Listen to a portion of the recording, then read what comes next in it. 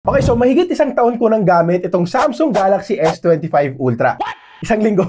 Mahigit isang linggo pa lang. Dala-dala ko to sa events, sa gala, gamit ko for work. Nakapaglaro na rin ako ng mga games, nakapag-benchmark. At sa videong to, ikukwento ko sa inyo yung experience ko so far. Dapat ka na bang mag-upgrade? Skip mo muna. Ano yung mga upgrades and downgrades? Sulit ba to or may other options pa tayo? Pag-uusapan natin lahat. Pero bago yan, subscribe muna para maka 500k na tayo. At follow nyo na rin kami sa Facebook and TikTok para sa mga short videos pa namin.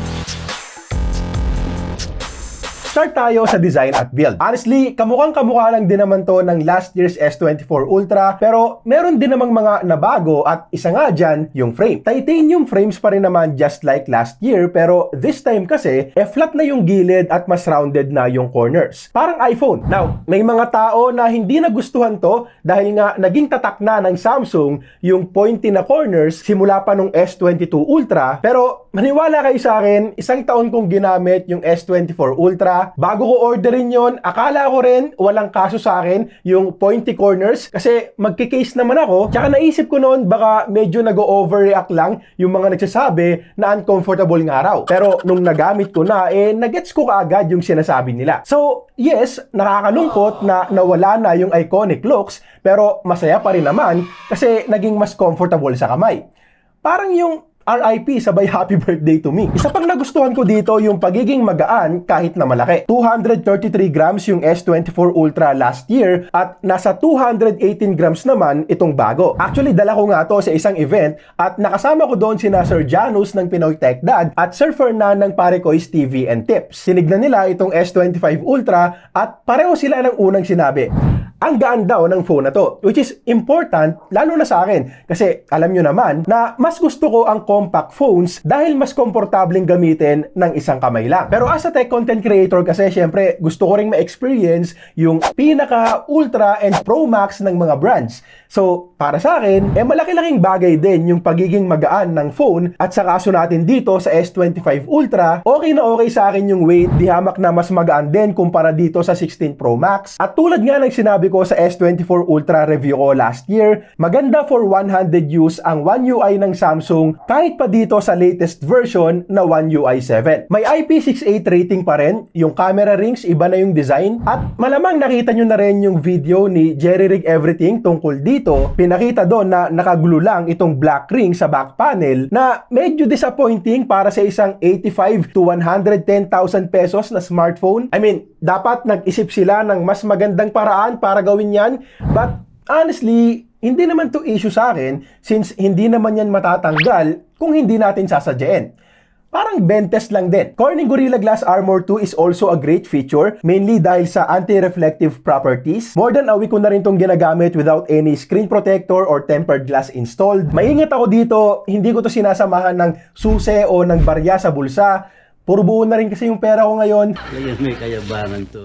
And so far, may mga nakikita na akong light scratches pero hindi talaga siya makikita kung hindi mo iilawan. So kung gusto mo talagang ingatan, best pa rin kung lalagyan mo to ng tempered glass. However, pag ginawa mo yon, mawawala na rin yung anti-reflective feature nito. May ino-offer na anti-reflective film ang Samsung. Umorder din ako, hindi pa nga lang dumadating. So babalitaan ko na lang din kayo sa Facebook kapag nagamit ko na yon. Nasa display na rin naman tayo, diretso na natin yung usapan dyan. Mas pinanipis pa ng Samsung yung side bezels ngayon. So 6.9 inches na yung screen size. Though I don't think na manonotice natin yung difference niyan sa 6.8 inches na screen ng S24 Ultra unless ipagsa side by side talaga natin. Bukod dyan sa screen size, same na talaga to sa S24 Ultra. Same LTPO AMOLED panel pa rin with up to 120Hz of screen refresh rate, same resolution, same peak brightness, at hindi naman masamang bagay yan dahil magandang display na talaga to. Very smooth, very responsive, accurate colors, panalong display for media consumption. Malakas din yung speakers dyan kapag nanonood ako sa Netflix. Sa lahat ng Android phones na nasubukan ko, eto talaga yung mas magandang speakers. Hindi ko nga lang alam kung bakit hanggang ngayon, hindi pa rin nililipat ng Samsung yung speaker dito sa kanan. Problema kasi yan kapag naka-landscape orientation yung phone dahil madaling matakpan ng kamay natin yung speaker. Balik tayo sa display, ilang araw ko rin tong gamit outdoors at wala akong naging problema sa brightness. Kitang-kita yung screen, haptic feedback, very satisfying kapag nagtatype ako. Sabi ko nga kanina, ginamit ko rin for work, nagtype ako ng mga script, and yung fingerprint scanner naman is still fast and accurate. Usapang performance naman, Snapdragon 8 Elite for Galaxy yung chipset na gamit ngayon. Kahit sa S25 and S25 Plus, ganun din. At maganda-gandang upgrade to kumpara sa Snapdragon 8 Gen 3 last year. Sa mga mahilig tumingin ng benchmark scores, eto yung resulta kumpara sa last year's S24 Ultra. Syempre, lamang sa lahat, Antutu Benchmark, Geekbench 6 at Wildlife. Pero sabihin ko lang din, ngayon pa lang, na since karamihan naman sa mga bibili nito, hindi naman mga hardcore gamers at usually social media, streaming apps, productivity apps lang naman yung i-open dito. Kung ganun ka rin, hindi mo naman mararamdaman yung difference ng S24 Ultra at S25 Ultra. Since parehong malakas na chipsets na yung gamit dyan. Well, pagdating sa smoothness ng interface, yan, pwede nating sabihin na mas smooth ng tignan yung animations sa latest version ng One UI ngayon. But eventually, makukuha din naman natin yan sa S24 Ultra. And also, kung hardcore gamer ka at nakita mo yung 40% larger vapor chamber dito sa S25 Ultra, well, wag muna tayong mag-expect ng sobra-sobra. I mean, maganda naman yung performance. Unfortunately, sa mga ML players, walang ultra-ultra dito. Tulad lang din sa last year's S24 Ultra. Limited lang sa 60 FPS, pero expect na wala naman tayong lags dyan. CODM ang may 120 FPS mode. Actually, 120 FPS din yung nakuha ko on average kahit pa sa VR mode, so goods na goods naman yung experience dito. Yun nga lang, may konting pag-init na dyan. Umabot ng 42 degrees yung max temperature, mainit-init na ng konti. Tapos dito naman sa Genshin Impact na mas demanding, nung una, solid 60 FPS yung nakukuha ko. Kahit pa sa highest settings, pero sa bandang 20 minutes ng laro, may mga pagkakataon na bumababa na rin to ng 50 FPS dahil umiinit na rin yung phone. At ang max temperature na nakuha ko dyan ay 46 degrees Celsius. Now, para lang klaro, very playable pa rin naman ang Genshin dito. 58 FPS pa rin yung nakuha ko on average. Pero kung ikaw yung gamer na hours talaga akong maglaro ng mga graphic-intensive games, 59 FPS pa rin yung nakuha ko on average. O di kaya baka gaming phones like ROG and Red Magic talaga ang para sa'yo. Sa software, naka One UI 7, Android 15 tayo. 7 years of software support pa rin ang promise ng Samsung dyan at sobrang panalo tayo doon. Pagdating sa mismong interface, honestly, ang swabe lang gamitin. Parang ang smooth lang ng lahat. Ang dami ring features and customizations and yung mga AI features na discuss na rin naman natin dun sa unang video. At sa totoo lang, after more than a week, wala pa akong masyadong nagagamit doon. Actually, kahit nga sa 1 year na paggamit ko ng S24 Ultra, sobrang bihira lang akong makagamit ng AI features. Yung Now Brief, ang isang napansin ko kasi bubungad talaga sa atin yan. Bale, personalized briefings to sa buong araw natin. Sa ngayon, para sa akin, hindi pa siya hinog. Binibigyan niya lang ako ng weather update, ng schedule ko sa calendar. Pero nakita ko na nababasa niya yung routine ko kasi one time,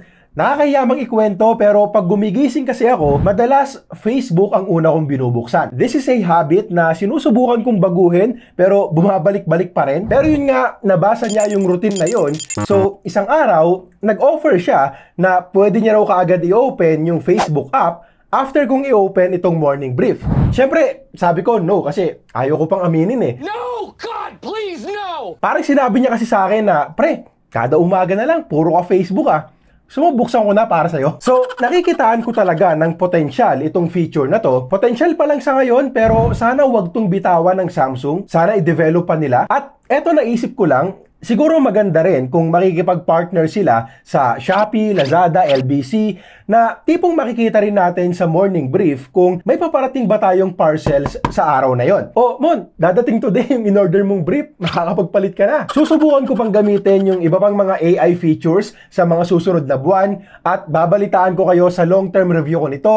So, subscribe para hindi mo yun ma-miss out. Sa battery and charging naman, tulad sa S24 Ultra, hindi rin ako kinakapos. Unfortunately, hindi natin nakita dito yung 6,000, 6,500 mAh na silicon carbon battery na ginagawa na ng ibang brands ngayon like Vivo and OnePlus. But honestly, very satisfied pa rin naman ako sa battery life nito. Araw nung event, chinarge ko to ng umaga. Umalis ako ng hapon at more than 70% pa yung battery nun. At syempre, nasa labas ako. So, mobile data, GPS, gumagamit din ako ng camera. Tapos, pag uwi ko, more than 40% pa rin yung battery at nagamit ko pa to hanggang kinabukasan ng tanghali. So, isa't kalahating araw na gamitan siya kapag ganun. At sa mga araw naman na may trabaho din ako at hindi naman pwedeng babad sa smartphone, kaya ding tumagal sa akin ito ng 2 araw sa isang charge. 8 to 9 hours na screen on time. Kaya, kung tatanungin ako, hindi naman talaga problema yung 5,000 mAh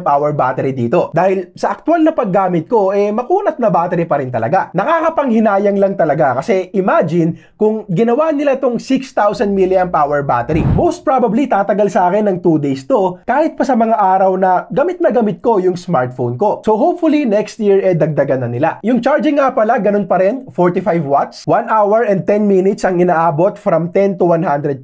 Hindi rin yan yung pinakamabilis. But since iPhone 15 Pro and S24 Ultra din naman, yung gamit kong phones last year, sa puntong to, nasanay na lang din ako. Tapos, sa wireless charging naman, supported ang Qi2 wireless charging pero walang built-in magnet sa mismong phone. Gagamit pa rin tayo ng magnetic case na okay lang din naman sa akin kasi halos lahat naman nagke-case din. Actually, kahit nga mga iPhone users, may built-in magnets naman yung phones nila pero karamihan, bumibili pa rin ng magnetic case tulad ko. Sa camera naman, karamihan same sensors lang din sa S24 Ultra. Yung ultra-wide lang ang na-upgrade to a 50 megapixel sensor. Pero, syempre may mga improvements din naman in terms of processing. So, hindi naman pwedeng sabihin na wala talagang na-improve kumpara last year. Overall, solid camera performance na naman to from Samsung. I'm sure most people matutuwa sa camera nito. Makakakuha tayo ng sharp and detailed photos, ang ganda ng kulay, wide dynamic range, quality photos and videos, mapa ultra-wide man yan, macro, main camera, portrait shots, at kahit pa yung output ng telephoto lens. May mga pwede pang i-improve, syempre, lalo na kapag low light, but overall, very reliable yung camera natin dito. Sa mga professionals, pwede na rin tayong mag-record in log. Video quality is also good, detailed, sharp, stable, at kahit sa gabi, solid pa rin yung mga kuha. Now, eto na ba yung best smartphone for mobile photography? Well, para sa akin, nasa Vivo X200 Pro pa rin yung titulong yan. Mamaya, babalikan pa natin to. Pero yun nga, kung susumahin natin lahat, solid camera performance ang mabibigay sa atin nitong S25 Ultra.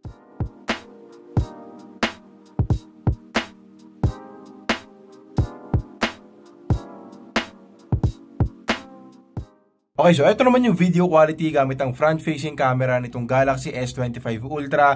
Hanggang 4K 60fps tayo dito. Yan din yung gamit ko ngayon pero i-convert natin to 30fps para mag-match sa YouTube video natin. At gamit ko nga rin pala ngayon yung built-in microphone. So let me know na lang din sa comments kung okay sa inyo yung parehong audio at video. Yung downgrade sa S Pen na pag-usapan na rin naman natin last time. Confirmed, wala na ngang Bluetooth ngayon. So hindi na natin magagamit to pang take ng photos. Isang dahilan ng Samsung dyan, less than 1% of users lang din naman daw yung nagamit nun.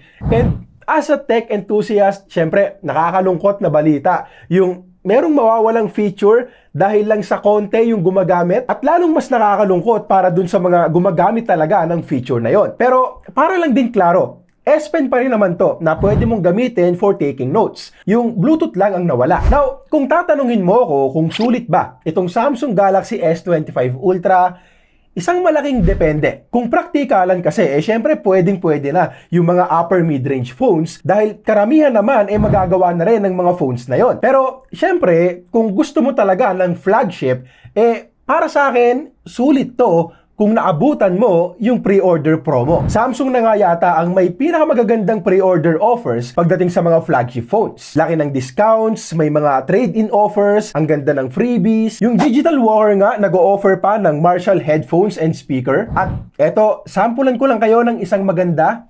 Lazada. SRP ng 512GB version nito ay 93,990 pesos. Sa Lazada, kapag kinlay mo yung vouchers nila doon, pwede mo na lang itong makuha for 71,990. So, 22K discount kaagad yon. Tapos, bukod pa doon, kung isa ka sa mga unang umorder, Meron silang isang set ng freebies, Galaxy Watch 7 worth 16,990, Galaxy Fit worth 3,490, tapos may kasama pang Samsung power bank and adapter. Actually, nakuha ko yung isang set ng freebies na yon dahil bumili din ako ng base Galaxy S25. Abangan nyo rin yung review namin doon. At yung set of freebies na yon ay nabenta ko kaagad for 10,000 pesos. So, kung gagayahin mo yung ginawa ko, nagbayad ka ng 72K, nakabenta ka ng 10K, parang 62K mo na lang nakuha itong 93,990 na 512 gigs S25 Ultra.